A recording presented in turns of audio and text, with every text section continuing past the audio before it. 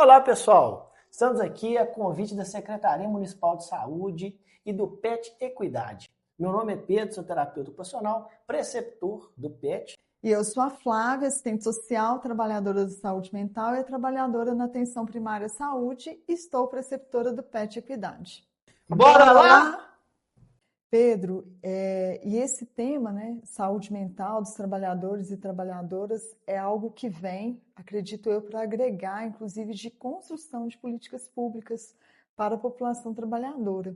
Sim, Flávio, isso é muito importante. E o nosso grupo, ele tem trabalhado vários temas dentro são vários subtemas dentro desse tema tão importante que é a saúde mental, né? Nós temos trabalhado a questão do uso exacerbado dos psicotrópicos, né, uso abusivo, sem prescrições, a questão da higiene do sono, da organização do sono, que isso é fundamental, a busca de direitos em relação ao trabalho, porque estando no lugar onde você não sofre abusos, assédios morais, sexuais, e isso colabora para que tenha um ambiente onde há saúde mental e em relação aos exercícios físicos.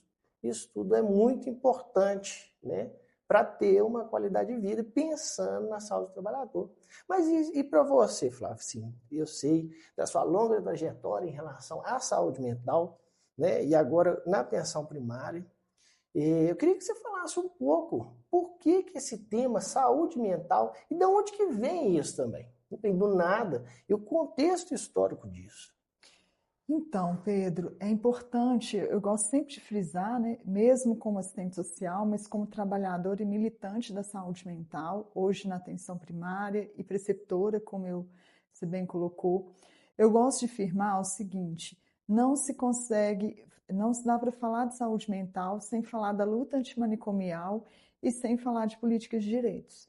Então, o nosso grupo, ele vem estudando algumas referências, como saúde mental e atenção psicossocial do Paulo Amarante, que é um psiquiatra, doutor em saúde mental e também militante da luta antimanicomial. Nós vamos abordar um pouquinho disso, para contextualizar. A Valesca Zanello, que é uma psicóloga e também doutora pela Universidade de Brasília, que trouxe aí uma excelente obra, que é Saúde Mental, Genes Positivos. Se estamos falando de saúde mental, toda essa questão do contexto de garantia de direitos atravessa tanto a população usuária como a população trabalhadora. E aí, Pedro, lembro muito de uma fala do Paulo Amarante que ele traz o seguinte: Paulo Amarante, ele fala que saúde mental é uma área complexa do conhecimento que, diferente da psiquiatria, não cabe em apenas uma área do saber, bem colocado, em apenas um conhecimento. Dentro do Sistema Único de Saúde, falamos e pautamos muito no cuidado em saúde mental. Ele não se faz por uma especificidade. Então, quando eu trago isso, eu trago uma questão também da luta antimanicomial. Ah, mas isso é cansativo, isso aconteceu com pessoas que ficaram no manicômio. Não, isso é um contexto em que é muito vivo ainda hoje, só que de uma outra forma, onde nós falamos muito da lógica manicomial, e que isso também atravessa a população trabalhadora. Vamos lembrar que lá nos manicômios, quem que ia para os manicômios? As pessoas, em sua maioria, mulheres também, que tinham ali atravessado seus direitos, mulheres que sofriam violência, mulheres, né, mãe carreira solos, pessoas exiladas politicamente, pessoas em situação de rua, ou seja, pessoas atravessadas por diversos sofrimentos. E com isso, é muito interessante também trazer uma fala do Paulo Amarante, que ele, quando se forma, né, gradua na medicina, escolhe a psiquiatria e vai trabalhar na saúde mental, que na verdade não tinha nada de saúde mental. Né? Não existia um tratamento adequado, um cuidado. E o que acontece com isso? Era um trabalhador também em meio a condições de trabalho muito precárias, né? Em situações muito difíceis ali. E gosto de lembrar que, a partir disso, na década de 80, tem-se aí um movimento, né, da luta antimanicomial. E esse movimento ele inicia por trabalhadores, familiares e usuários. Por que trabalhadores? porque estava inadmissível aqueles trabalhadores viverem numa situação tão desumana como aquela. Somos pessoas humanas, então todo atendimento que a gente faz, todo cuidado com a população, isso também, de certa forma, nos atravessa, né, Pedro? Sim. E olha que eu vejo assim, interessante essa questão dos movimentos, né, de participação social enquanto construção de política pública, que de fato é o que garante também a saúde mental da população e também dos trabalhadores. Como você bem colocou, no nosso grupo a gente tem algumas publicações já sobre os direitos, né, trabalhistas e como que isso também afeta a saúde mental. E lembrando que pós-pandemia, no ano de 2022, a Organização Mundial de Saúde, ela redefine aí o conceito de saúde mental, de bem-estar. E dentro desse conceito, sai de uma questão ali individual, psicológica, emocional, atravessando a questão do cuidado em saúde, na questão do atendimento, do cuidado com o corpo físico, do apoio social, né, dos fatores que atravessam também a condição ambiental, social e econômica, e como que isso tem um peso de fato na saúde mental das pessoas.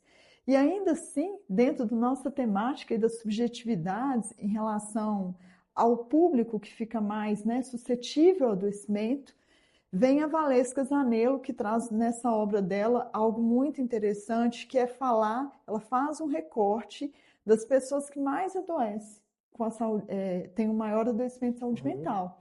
E nesse adoecimento, ela vai trazer um recorte da política de gênero, né? O gênero feminino e também a população LGBTQIA+, ao mesmo tempo apresentando dispositivos que as normas sociais, né, a sociedade criou em relação à situação que gera sofrimento, principalmente esse público, o homem também, né, do gênero masculino, enfim, em relação, ela traz um recorte do gênero, mas ela vai falar de homens e mulheres e dessa população LGBTQIA+. Então, o que ela vai trazer nisso, Pedro? Ela vai dizer de que como que a sociedade construiu esses dispositivos, que para o gênero feminino implica no dispositivo amoroso e materno, que isso atravessa também a questão do trabalho, né, enquanto trabalhador, trabalhadora, e a questão do gênero masculino com o dispositivo da eficácia. E aí eu queria até ouvir um pouquinho de você, assim, sobre essa questão do dispositivo da eficácia no gênero masculino, que também provoca um adoecimento a esse público. Sim, isso é extremamente importante, Flávio, porque quando a gente fala, é uma construção social. Tudo isso que você trouxe muito bem falado, todas essas características são construções sociais. As coisas não vêm do nada. Né? Então a gente tem que entender o processo histórico, tem que entender a nossa sociedade, tem que ter participação. Né? Não só participação em todos os instantes, participação de conselhos, conferências, isso é muito importante. Mas a questão do dispositivo, que essa é uma forma que a Zanello trouxe, que é a questão de um homem, ele não se projetar, ele não se projetar a questão da sensibilidade. O homem não ser sensível, ele ser uma pessoa preparada, forjada para ser eficaz, né? Então, tudo isso que atravessa a questão masculina, onde o homem, por exemplo, né, tem até aquela música, o homem não chora, né? Isso a gente faz com que as pessoas guardem, né? Guardem tudo isso. Isso a gente consegue ver o baixo índice de homem que procura o atendimento para promoção e prevenção de saúde, isso a gente falando em atenção primária, né?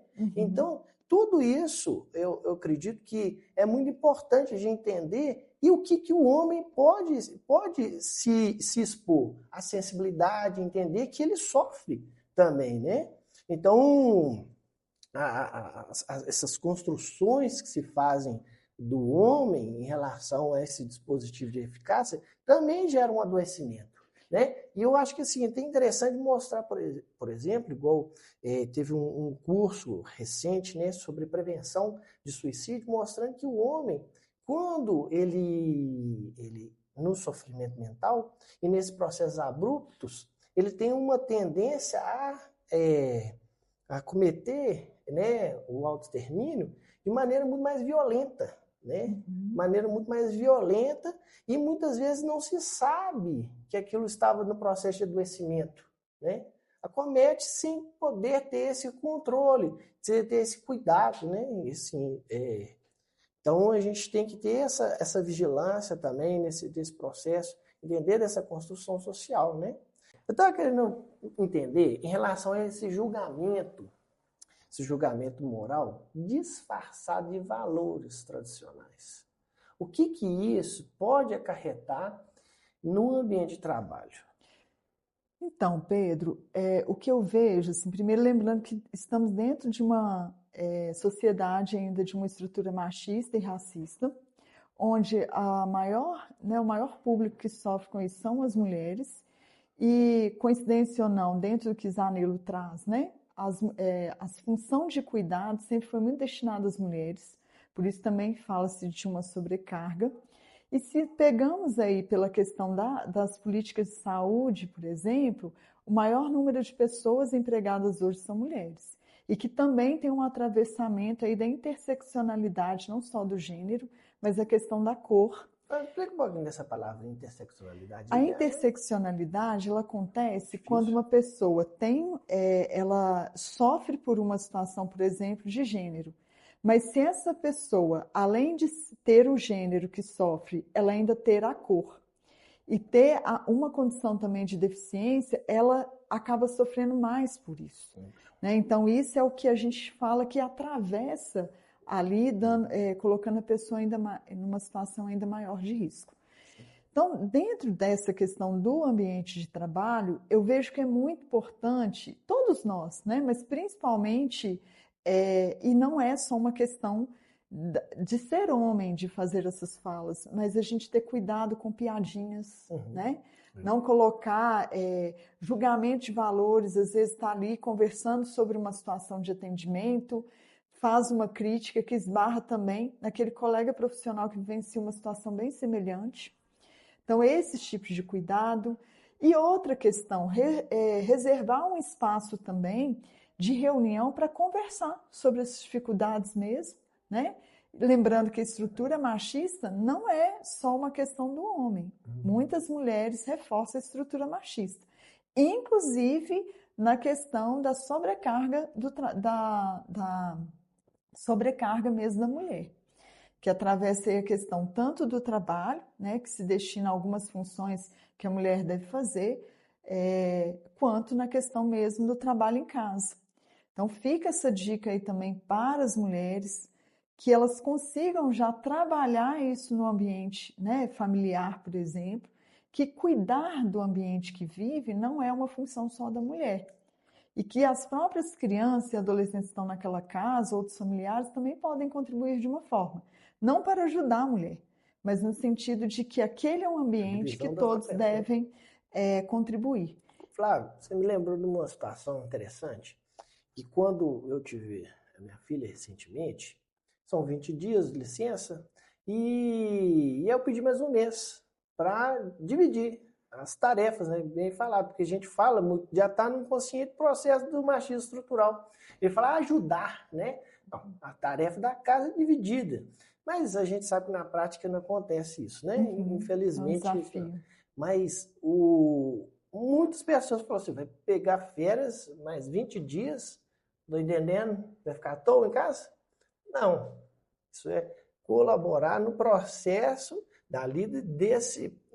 desse início de vida, né, do nascimento. Então, acho que é só para lembrar que isso daí tem incutido, esse machismo estrutural também tem incutido, não só nos homens, principalmente nos homens, mas também nas mulheres, né? Que o próprio Tom fala que o machismo estrutural, né? Sim, aí nós como trabalhadores e trabalhadoras temos que ter muito esse cuidado. Eu acho que é interessante você falar um pouco dessa invisibilidade, da sobrecarga feminina, sabe? Como que é esse processo, essa dupla, tripla jornada de trabalho? A tripla jornada, ela costuma acontecer muito quando a mulher, para além da dupla jornada que ela estabelece ali, que é trabalhar, ter a função também de cuidar do ambiente da casa, mas ter que fazer um outro trabalho ainda para garantir a subsistência da família. né? Assim, nós temos também uma realidade muito alta de mulheres, mães, carreira solo, e principalmente essas mulheres estão em funções que têm menor salários. Então, assim, e aí é importante lembrar também que essa tripla jornada, ela vai ser por um tempo. Dentro do PET Saúde, há várias temáticas sendo trabalhadas, né? Está se trabalhando a questão da maternagem, está se trabalhando a questão também das mulheres no climatério. Uhum. E o quanto que deve-se respeitar essa questão também do climatério, que é onde há uma mudança também, né, da condição física daquela mulher e mental também, porque isso também afeta de uma certa forma. Então, ou seja, para quem busca uma tripla jornada, ou seja, 2 empregos, tem que estar muito claro que isso não vai conseguir bancar isso por tanto tempo, que isso vai afetar bastante a saúde mental dessa pessoa. Falou uma coisa interessante, Flávio. Questão da maternidade e maternagem, um pouco da diferença disso, assim, né? Maternidade é quando você tem, né, exerce ali a função própria biológica ou legal de ser a mãe, né? E a maternagem é quando uma outra pessoa nessa família exerce o papel da maternidade, Tá. entre aspas. Isso acontece muito, né, com as populações de baixa renda, das mulheres que às vezes está lá trabalhando na unidade de saúde e é avó, mas tem a responsabilidade de cuidado. E às vezes a equipe de saúde que está ali com ela, né, pode fazer uma crítica em relação a um atestado, alguma coisa, mas como assim? Ela não é a mãe, mas ela exerce ali essa função também de cuidado. Ou seja, a palavra cuidado que a gente tanto fala em saúde mental, Pedro, ela está muito presente em todos os nossos ambientes. É importante que os trabalhadores e trabalhadoras se atentem também ao seu autocuidado. O que as pessoas têm feito também para se cuidar? E claro que tem coisas que vão demandar de uma esfera muito maior, que nós no individual não vamos ter governabilidade, que é a questão aí de um contexto de políticas de direitos pode ser construídos para melhorar as condições de trabalho das pessoas. Mas tudo isso começa também da gente, né? Do individual, para que a gente possa chegar ao coletivo. Ô, Flávio, esse papo foi muito gostoso. Eu acho que é muito importante a gente conversar sobre isso, debruçar mais sobre esses temas, né? Então, muito obrigado por essa Obrigada, parceria. Pedro, também por essa parceria. E